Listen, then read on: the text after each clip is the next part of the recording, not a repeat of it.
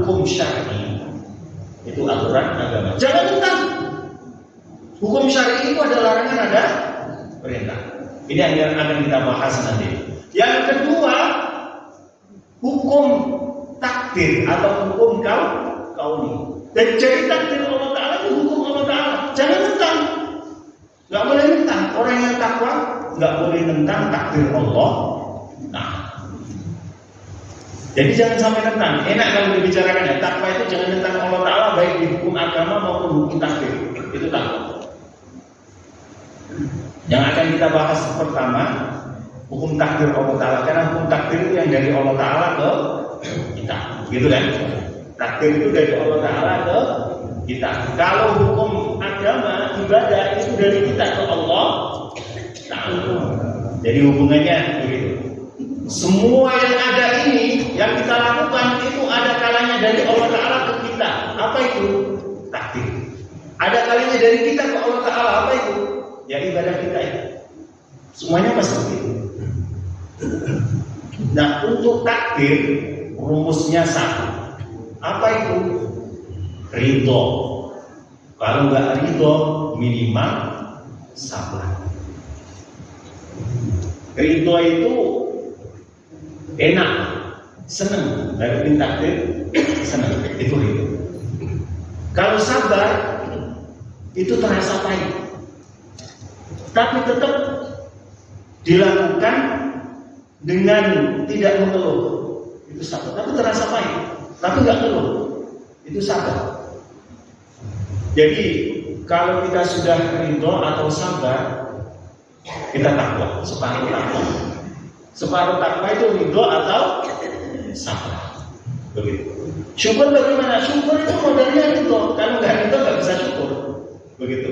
Jadi insya Allah kalau udah ridho dengan takdir Allah Ta'ala atau kita sabar menghadapi takdir Allah Ta'ala, kita itu sudah separuh jadi orang yang bertakwa. Begitu. Nah, orang yang ridho ini kemudian sampai ke syukur, selalu mengucapkan Alhamdulillah. Ini dijanjikan Rasulullah dipanggil pertama kali ke surga. Jadi amal itu, bapak-bapak, ibu-ibu, yang enak itu tunduk takdir. Kalau ibadah itu susah. Ibadah itu harus ikhlas, caranya harus benar, begitu. Ngaji pokoknya sholat aja benernya itu, wah susahnya bukan main. Nggak ada beda ya sini. Jadi untuk cara sholat aja susahnya bukan main. Apalagi ikhlas, susah. Tapi ya, kalau nggak ada takdir enggak, Pak. Sabar begitu aja. Allah Ta'ala berfirman, innama yuwaffas sabiruna ajrahum bighairi hisab. Allah Ta'ala akan memenuhi pahala orang yang bersabar tanpa terhitung. Itu sabar. Apalagi ridho, di atas surga pahalanya. Iya, wa'adallahu alladziina aamanu wa 'amilus shalihati jannatin tajri min tahtiha al-anhaaru khalidina fiha wa masakin thayyibatan fi jannati 'adn. Allah Ta'ala menjanjikan orang beriman dan amal saleh itu surga Eden dan rumah yang bagus di surga itu. Wa ridwanu minallahi akbar. Ridho Allah Ta'ala lebih besar daripada surga Eden. Masya Allah. Ridho Allah lebih besar daripada surga ini. Nah, kalau kita diridhai Allah, kita itu ridho ke Allah Ta'ala. Karena Allah Ta'ala berfirman, radhiyallahu anhu wa radu anhu. Allah Ta'ala ridho ke mereka sehingga mereka ridho ke Allah Ta'ala. Jadi, bagaimana ciri-ciri kita ridho ke Allah Ta'ala? Bagaimana ciri-ciri Allah Ta'ala ridho ke kita? Kita bisa ngerti nggak Allah Ta'ala ridho ke kita apa tidak? Bisa. Caranya bagaimana? Saat kita ridho ke Allah Ta'ala, artinya Allah Ta'ala ridho ke kita. Kalau udah begitu, kita dapat pahala melebihi surga ya. Begitu. Jadi makanya Rasulullah bersabda, awwal man yud'a ilal jannah. Hadis Abdullah bin Abbas ini. Yang pertama kali dipanggil ke surga, alladzina yahmaduna Allah fis sarra'i wad dharra. Yang selalu memuji Allah Ta'ala baik dalam kondisi lapang maupun dalam kondisi sempit. Kantongnya tebal, alhamdulillah. Kantongnya kosong, alhamdulillah. Syukur terus. Ini yang dipanggil nanti ke surga pertama kali. Ridho ini. Artinya orang yang ridho ini dipanggil ke surga pertama kali. Iya. Kalau kita mau dapat surga yang pertama awal-awal, surga itu masya Allah Pak. Kita sama tetangga terpaut sehari aja Pak. Itu sebenarnya berapa tahun ini Pak kalau di dunia? Sehari itu 1000 tahun.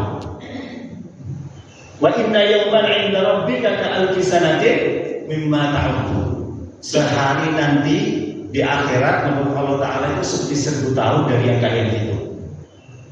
Nah, kita ridho ke Allah Ta'ala, kita baca Alhamdulillah dalam segala kondisi. Kita bersyukur terus ke Allah Ta'ala sehingga dipanggil ke surga pertama kali. Tetangga terpaut 2 hari, artinya 2000 tahun.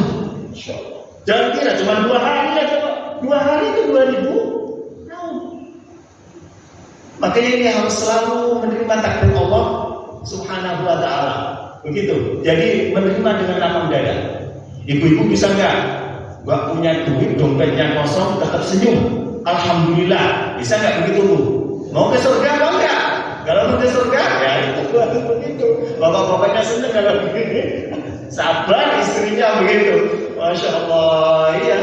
Jadi kalau mau ke surga pertama kali selalu bersyukur. Jangan kadang-kadang syukur. Kalau dapat duit banyak senang bersyukur. Kalau dompetnya kosong nggak bisa syukur. Itu orang yang nggak dipanggil ke surga pertama kali. Kemudian ini maaf agak cepat karena ngejar waktu ini. Sampai dipesenin sama Pak Haji Master tadi. 40 menit lah, jangan lebih. Masya Allah.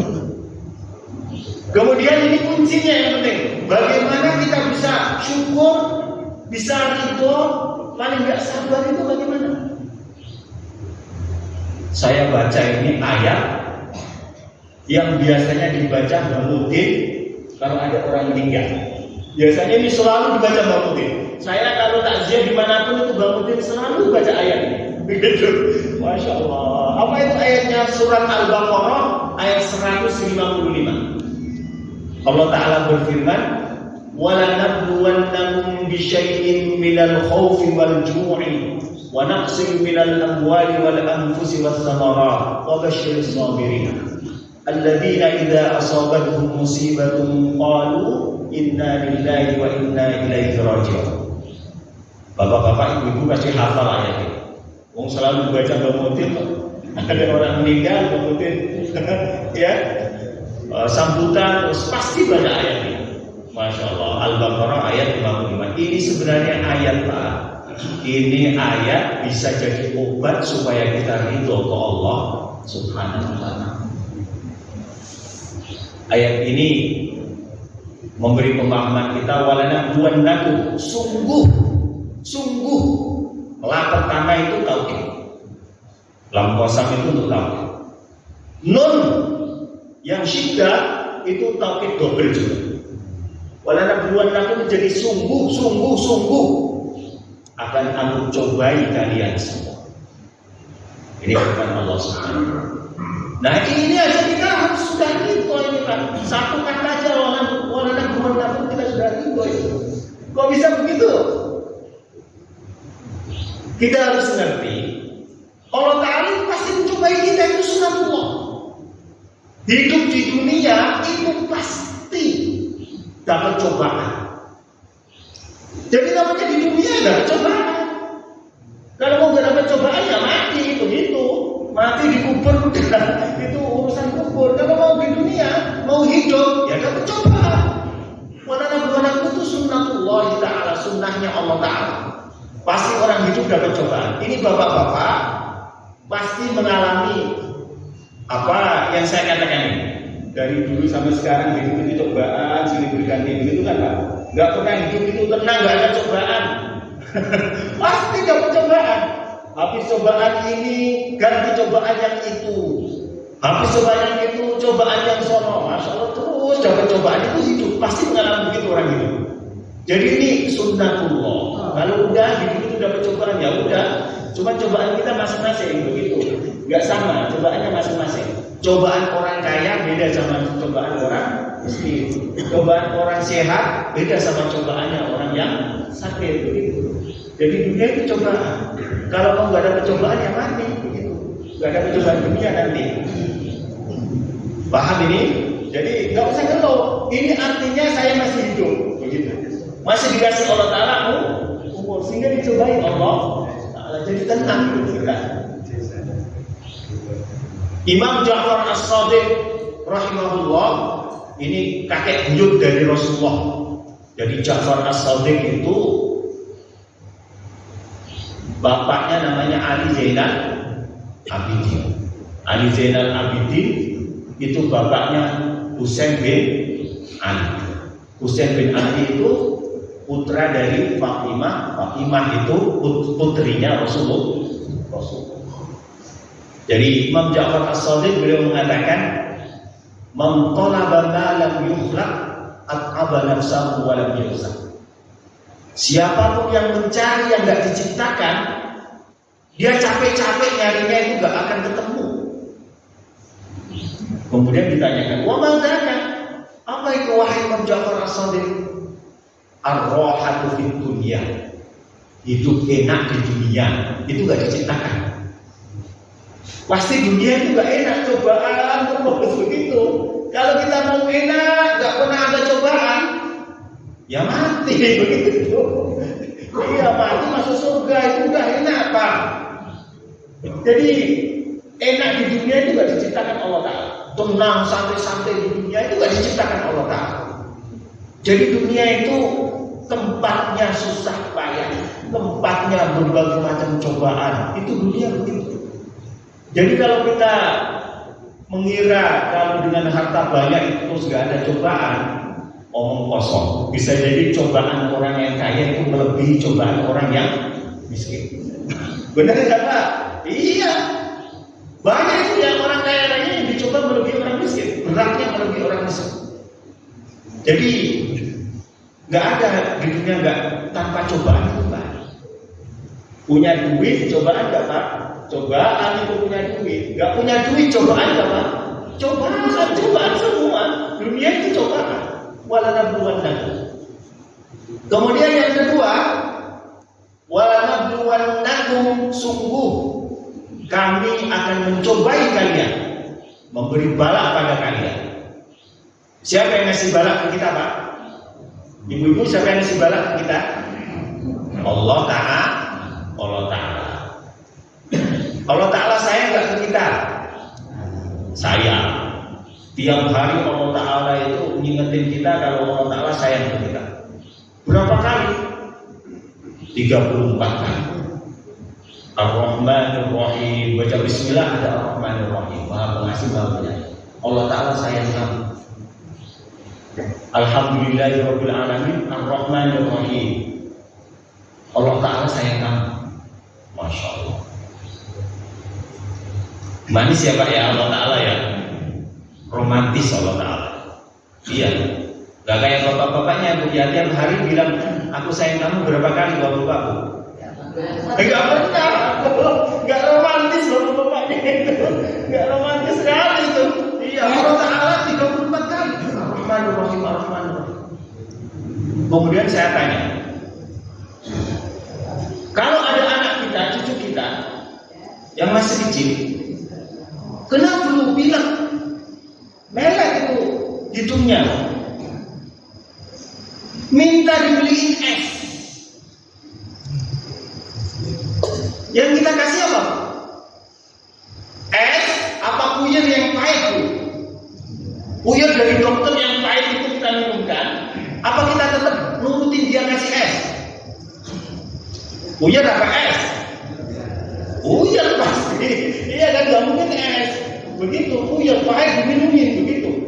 Nah, sekarang kondisi kita ini seperti itu sama Allah Ta'ala. Allah Ta'ala itu sayang kita.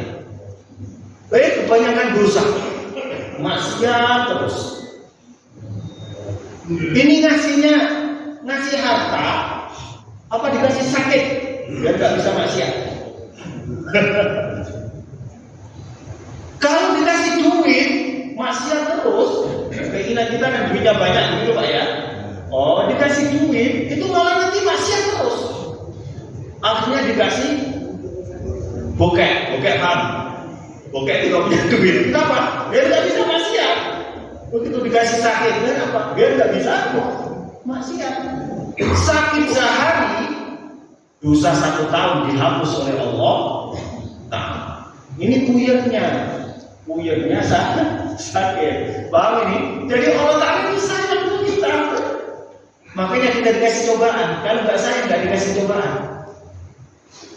Ingat, kalau kita dikasih cobaan Allah Ta'ala, berarti Allah Ta'ala sayang loh kita. Itu bukti sayang Allah. Makanya Rasulullah bersabda, "May yuridillahu bihi khairan yusib minhu." Siapapun yang dikehendaki Allah Ta'ala baik, pasti dikasih musibah. Yang dikehendaki Allah Ta'ala baik justru dikasih musibah. Jadi kalau kita nggak dapat musibah, waduh, harus dipertanyakan diri kita. Ini Allah Ta'ala sayang nggak ke saya ya? Harus kalau begitu. Iya, ini sabda Rasulullah. Hadisnya Sahih Bukhari juga ada. May yuridillahu bihi khairan yusib minhu. Siapapun yang Allah Ta'ala menghendaki kebaikan pasti dikasih cobaan. Makanya kalau kita lihat siapa yang paling disayang Allah Ta'ala, Bu? Rasulullah, ya kan? Rasulullah itu luar biasa cobaannya. Dari lahir udah nggak punya bapak, masih kecil ibunya meninggal.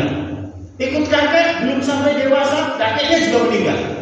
Ikut mamanya mengembalakan domba. Masya Allah, ini cobaan Rasul. Begitu nikah, dapat anak 7. Begitu kan Pak, anaknya Rasulullah 7. Mati satu persatu di hadapan Rasulullah. Jadi anaknya Rasulullah itu pada meninggal duluan sebelum Rasulullah. Cuman satu aja Fatimah yang meninggal 3 bulan setelah Rasulullah. Jadi bayangkan Pak, kita menyaksikan anak kita meninggal satu persatu. Masya Allah. Itu cobaan. Iya, kenapa? Karena Rasulullah disayang Allah Ta'ala, jadi dicobai terus begitu. Tapi anehnya Rasulullah dikasih cobaan seperti itu, belum itu gangguan dari orang-orang kafir. Iya, tapi tetap senang aja ridho kepada Allah Subhanahu wa Ta'ala. Yang pertama kali ke surga Rasulullah. Paham Pak, Bu? Jadi harus ngerti bahwa yang ngasih cobaan kita itu Allah Ta'ala yang sayang loh kita. Kalau Ibnu Athaillah dalam kitab Al-Hikam mengatakan, "Man dhanna infika lutfihi an qadari fadhalika li usurin Allah." Siapapun yang mengira sifat latifnya Allah, sifat baiknya Allah Ta'ala itu terpisah dari takdirnya, itu karena akalnya yang gak sampai, akalnya pendek aja, bikin gak sampai ya. Bahwa sifat Allah Ta'ala latif, sifat baiknya Allah Ta'ala itu menghendaki kebaikan terhadap hamba-hambanya, itu gak pernah terpisah dari takdir Allah. Paham ini? Gak pernah terpisah dari takdir Allah Ta'ala juga. Pasti takdir Allah Ta'ala dan sifat latifnya Allah Ta'ala. Jadi takdir Allah Ta'ala itu begini Pak, saya kasih rahasianya. Kalau dohirnya itu enak, batinnya itu gak enak. Kalau dohirnya gak enak, batinnya itu enak. Takdir Allah Ta'ala itu begitu. Dikasih musibah, dohirnya enak apa tidak? Tidak. Tapi batinnya itu enak. Kenapa? Dengan musibah dosa terhapus semua, pahala dengan sabar menghadapi musibah, pahala terus diberikan Allah Subhanahu wa Ta'ala. Paham tidak? Kalau dohirnya enak, batinnya itu baik. Dikasih raya-raya sama Allah Ta'ala, enak gak Pak? Enak dohirnya, tapi batinnya itu cobaan berat. Rata-rata yang kaya-raya itu gak lulus ujian. Orang dulunya waktu miskin Pak, itu pengikut Nabi Musa. Begitu kaya raya, gak lulus. Sa'labah bin Hatib, sahabat Rasulullah itu jamaah terus. Begitu dikasih kaya raya sama Allah Ta'ala, gak lulus Sa'labah bin Hatib. Begitu. Lihat aja yang kaya Fir'aun Pak, wah malah dikasih kekayaan, dikasih pangkat, dikasih wah apapun. Jadi dohirnya itu nikmat semua. Tapi gak lulus, neraka. Nimrod begitu juga kayak Fir'aun, dikasih kekayaan, dikasih pangkat, gak lulus. Jadi kalau dohirnya baik, dohirnya bagus, awas. Itu soal yang berat sekali. Banyak yang nggak lulus. Cobaan yang berat itu. Makanya seorang tabi'in namanya Salamah bin Dinar beliau mengatakan begini, nikmatullahi fima zubiya anni minad dunya a'zamu min ni'matihi fima a'tani minha. Nikmat Allah Ta'ala berupa dunia yang dijauhkan dari aku. Dunia dijauhkan itu nikmat. Dunia dijauhkan dari aku itu lebih besar daripada nikmat dunia yang diberikan kepadaku. Kenapa? Karena kalau nikmat dunia dijauhkan, Pak, biasanya lulus. Orangnya sakit-sakitan, dijauhkan dari nikmat sehat misalkan. Waduh, ada orang sakit maksiat, Pak? Nggak ada. Orang sakit terus mendekatkan diri ke Allah Ta'ala terus begitu. Begitu meninggal lulus, Pak. Iya. Dikasih sehat, nggak pernah sakit. Wah, musibah kayak kerpon itu. Iya. Masya Allah. Jadi kalau udah begini apa nggak ridho, Pak, dikasih sakit? Ridho, alhamdulillah begitu. Dikasih sakit, alhamdulillah. Surga pertama kali. Walanabluwannakum, yang ngasih cobaan kita itu Allah Subhanahu wa Ta'ala. Kemudian berikutnya kalian semua dicobai Allah Ta'ala. Nggak ada yang terlewatkan. Ini harusnya bikin kita tenang. Kenapa, Pak, Bu? Karena kalau saya contohkan aja, ibu-ibu biasanya kalau Ramadan kan ada liburnya ya dari puasa, lampu merah, gitu kan, Bu? Kemudian kodok puasa sendiri. Sama puasa Ramadan bareng sama semua orang. Kira-kira, Bu, puasa kodok sama puasa Ramadan yang lebih berat mana? Berat kodok. Kenapa, Bu? Sendiri, begitu kan? Sendiri. Iya, karena sendiri. Kalau bareng sama orang banyak puasa semua ringan. Nah, kita menghadapi cobaan begitu. Kalau kita nggak lihat orang lain yang dapat cobaan, ya kita sedih terus, nggak bisa gitu. Tapi kalau kita lihat orang lain, saya janda misalkan, Bu, ya, lihat janda-janda yang lain, dia juga janda, suaminya meninggal, itu juga janda, suaminya meninggal, tenang jadinya. Jadi perkumpulan janda nanti. Paham? Ini contoh begitu. Jadi kalau ada orang misalnya terkena penyakit berat, gagal ginjal. Waktu awal divonis gagal ginjal, Masya Allah, sedihnya bukan main. Sedih. Wah, ini penyakit sudah parah, berat ini gagal ginjal, nggak bisa sembuh gitu. Tapi kesedihannya terus hilang. Kenapa? Waktu cuci darah kumpul sama puluhan orang yang gagal ginjal. Jadi bisa jago, bisa senang, bisa senyum bareng begitu. Kenapa? Bareng-bareng sesama orang yang gagal ginjal begitu. Paham ya? Jadi kalau kita dapat musibah, lihat orang lain yang dapat musibah. Insya Allah kita lebih tenang nanti. Ini al-i'tibar bi ahli bala. Kita ambil pelajaran dari orang lain yang dapat cobaan. Nanti insya Allah hidup kita itu lebih tenang. Iya. Jadi terus santai kita. Kenapa? Karena orang lain juga kena begitu kayak begitu juga. Begitu. Jadi kalau kita dapat musibah, jangan di rumah aja, diem di rumah, terus sedih terus begitu. Kalau dapat musibah bagaimana? Ya lihat yang lain dapat musibah begitu. Akhirnya hatinya lebih tenang. Kenapa? Karena kumpul sesama yang dapat musibah. Karena yang dapat musibah itu semua orang. Bisyai'in minal khawfi, dengan sedikit dari rasa takut, wal ju'i, dan rasa lapar. Ini harusnya bikin kita tenang. Syai'in, sedikit. Jadi cobaan Allah Ta'ala itu sedikit. Kalau kita hitung, kita itu sehat sama sakitnya banyakan mana? Banyakan sehat. Berarti sakit sedikit kan?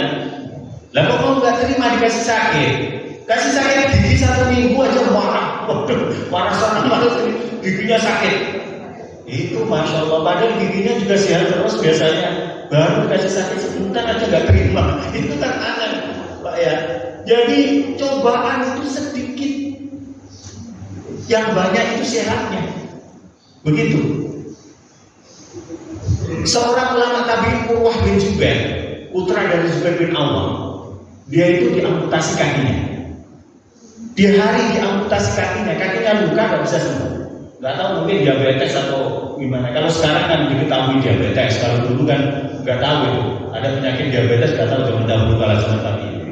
Jadi lukanya itu membusuk. Dokter angkat tangan nggak bisa sembuh kecuali kalau diamputasi.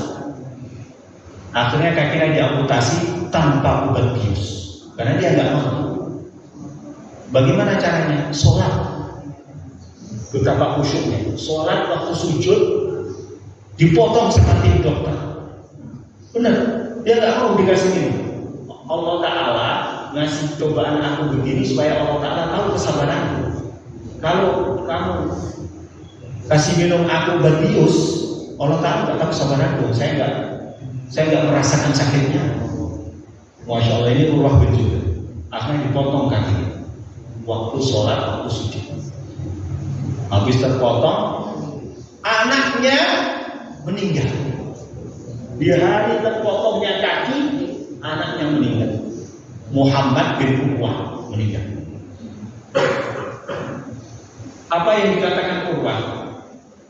Beliau malah mengatakan begini, Allahumma kana li atraf arba'ah fa'aqadta wahidan wa aqaita thalatha wa kana li abna sab'ah fa'aqadta wahidan wa aqaita sittah.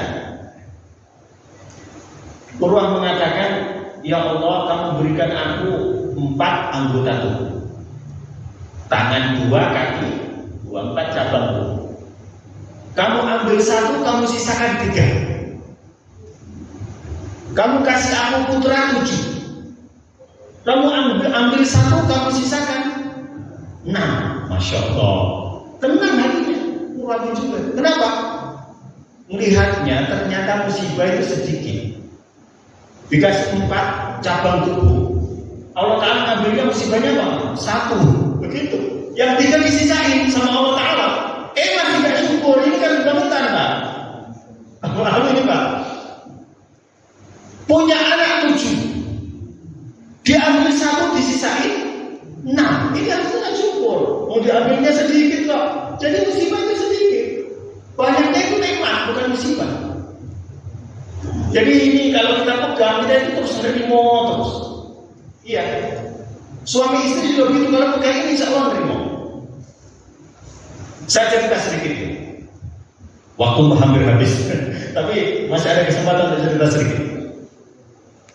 Suatu hari ada seorang sahabat Nabi, yang tiap hari itu diomelin sama istrinya. Maaf, ini jangan ditiru ya ibu-ibu ya. Ngomel terus sama suaminya, marah-marah terus. Dia cuma diam, tapi ini Masya Allah, di hati kayak digebukin hatinya itu, dibanting hatinya. Begitu, makanya hati-hati. Bapak-bapak itu kalau diomelin diam aja, tapi di hatinya itu Masya Allah, ngenes, kasihan, bener. Iya. Ini ibu-ibu aneh, diomelin terus begitu meninggal ditangisi. Ya Bu ya, bapak-bapaknya begitu. Oh, kalau masih hidup diomelin terus, begitu meninggal ditangisi. Masya Allah. Ini sahabat Nabi dengan coba istrinya, diomelin terus sama istrinya. Saya ulang lagi, jangan ditiru Bu ya, jangan ditiru. Akhirnya dia ingin musyawarah, minta pendapatnya Umar bin Khattab. Datanglah dia ke rumahnya Umar bin Khattab. Begitu mau ngetok pintu, Pak, dia dengar Umar bin Khattab yang gagah begitu, tegas gagah, diomelin juga sama istrinya. Masya Allah, istrinya Umar ngomel, enggak karuan. Dia terus bilang, "Idza kana hadza halu amirul mukminin, fa kaifa hali?" Kalau Umar bin Khattab yang begitu aja diomelin sama istrinya, saya biasa diomelin kalau begitu. Saya siapa? Umar aja diomelin istrinya. Begitu dia mau pulang, Umar ngerti ada di luar. Waktu dibuka pintu. Ya pulang, tahu. Wahai pulang, sini. Akhirnya disuruh masuk sama Umar bin Khattab. Ditanya sama Umar, "Ma hajatuh? Apa keperluan wahai si fulan?" Dijawab sama dia, sebenarnya saya ingin meminta pendapat Anda, istri saya ceraikan apa enggak? Karena istri saya itu ngomel terus tiap hari. Nah, begitu saya sampai rumah Anda, depan pintu, ternyata Anda juga bernasib sama kayak saya. Kemudian saya mau balik, kalau Amirul Mukminin aja diomelin istri, apalagi saya. Masya Allah. Ini. Kemudian Umar mengatakan, fa inni la utalliquha. Aku tetap gak mungkin menceraikan istriku walaupun ngomel terus. Li'annaha ghassalatun lithiyabi. Karena istriku itu yang mencuci baju. Tabakhatun lit'ami. Karena istriku itu yang memasak makananku. Mubdi'atun li auladi. Karena istriku itu yang menyusui anak-anakku. Wabiha yaskunu qalbi 'anil haram. Dan dengan istriku, sebab istriku, hatiku tidak lagi berpikir yang haram-haram. Begitu. Jadi ini kita bisa lihat. Jangan lihat ngomelnya istri, kesalahannya cuma ngomel satu. Kebaikannya banyak. Memasak, bersih-bersih rumah, nyuci baju, begitu kan nyuci piring, Masya Allah, nyiapin segala macam kebutuhan kita. Salahnya cuma satu, ngomel, gitu. Mau diceraikan itu, Masya Allah, itu nggak jujur namanya, nggak adil itu Pak ya, nggak adil itu. Nah kita juga begitu yang adil sama Allah Taala, harus adil. Bagaimana itu? Dikasih cobaan sedikit, tapi nikmatnya yang banyak. Ngomel-ngomel, dikasih cobaan sama Allah Ta'ala, ngomel-ngomel, sakit gigi terus, ngomel-ngomel, dimarahin semua, suami dimarahin, anak dimarahin, cucu dimarahin, Masya Allah, kenapa? Lagi sakit, gigi ngomel dulu, Masya Allah, itu bahaya. Jadi harus menerima takdir Allah Subhanahu wa Ta'ala. Ciri-cirinya bagaimana menerima takdir Allah Ta'ala? Ini, saya hentikan ayat berikutnya. Ada innalillahi wa inna ilaihi raji'un. Saya hentikan kenapa? Waktunya hampir habis. Ini saya kasih kaidahnya. Kaidahnya apa? Kaidahnya itu kita ridho itu ciri-cirinya apa ini, Pak? Bisa dilihat kaidah dari hadis Rasulullah. La tadha wa lakal jannah. Jangan marah, kamu akan masuk surga. La tadha wa lakal jannah. Jangan marah, kamu masuk surga. Kenapa nggak marah? Karena ridho terhadap Allah Ta'ala. Mau dikasih sakit, mau dikasih cobaan apapun, kalau kita ridho, apa kita mau marah?